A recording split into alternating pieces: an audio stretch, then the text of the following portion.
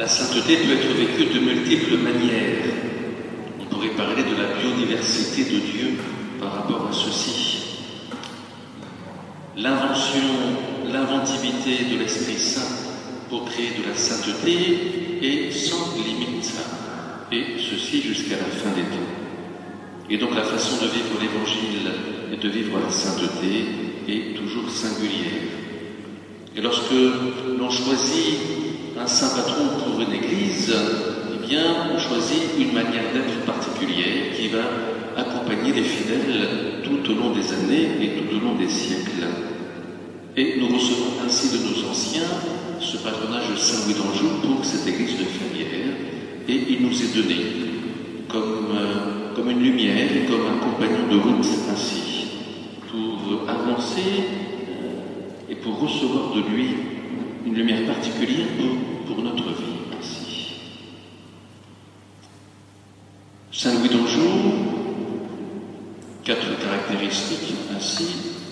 Voilà. Lorsqu'il est représenté un visage jeune, parce qu'il va mourir très jeune, il va mourir à l'âge de 23 ans, des suites de la captivité qui a pu être parfois difficile, et il a commencé à cracher du sang déjà en captivité, et il est sans doute décédé des suites de cette captivité ainsi. La deuxième chose qui le caractérise, et ici j'ai une image de Simone Martini qui représente Saint Louis d'Anjou. Simone Martini, ce très grand peintre du XVe siècle, je pense, ce peintre italien qui a fait des merveilles et qui le représente ici en train de donner la couronne royale à son frère Robert, en train de renoncer au trône royal puisque son frère aîné était décédé. Et il donne la couronne à son frère de Robert d'une manière extrêmement détachée, ayant complètement renoncé au bien de ce monde, ayant en vue un autre horizon que le royaume terrestre, ayant vraiment en vue le royaume de Dieu. Et lorsqu'il est représenté dans ce visage jeune, il est représenté regardant droit devant, ainsi, regardant droit vers ce royaume de Dieu, ainsi. La troisième chose qui caractérise Saint Louis d'Anjou lorsqu'il est représenté, c'est bien sûr sa bure de franciscain. J'aime bien cette phrase dans ce livre sur Saint Louis. Saint Louis, parce qu'il a été otage et le patron des otages, et en même temps, cette phrase inverse les choses.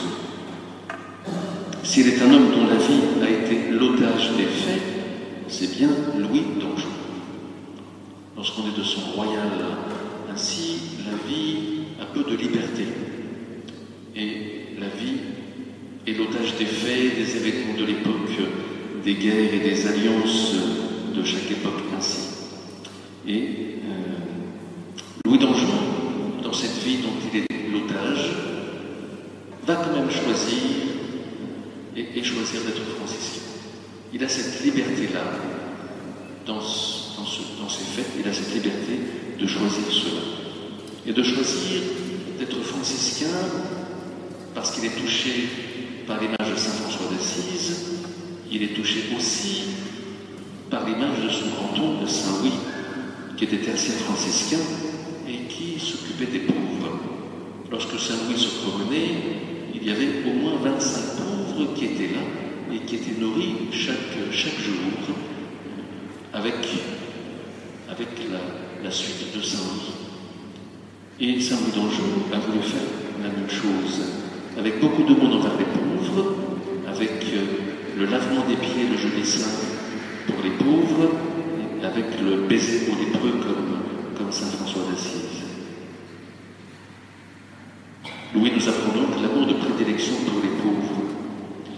Et d'une certaine manière, nous mettons le patronage de la table ouverte paroissiale et de la douche solidaire sous Saint Louis d'Anjou, qu'à chaque fois nous prions au début de la douche solidaire.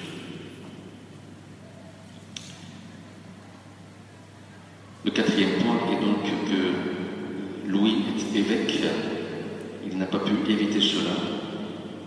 Son père Pour son père, le fait qu'il devienne clerc, c'était à condition qu'il devienne évêque, qu'il ait un rang. Le fait qu'il soit franciscain ne lui plaisait pas trop. Et c'est presque en cachette que Louis est devenu franciscain. Comme évêque, il a toujours eu cet amour des pauvres, mais sans doute qu'il n'était pas fait pour ça, et qu'il est parti très jeune ainsi de maladie. Que Saint Louis nous accompagne et nous donne nous-mêmes de vivre notre vie de manière sainte.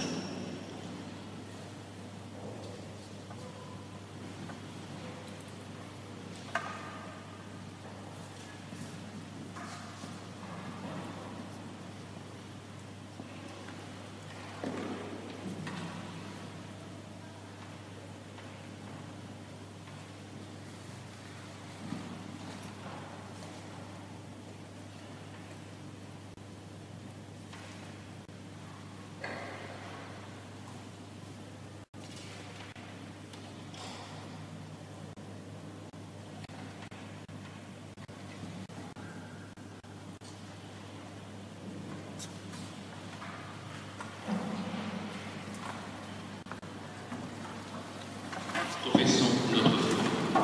Je crois en Dieu.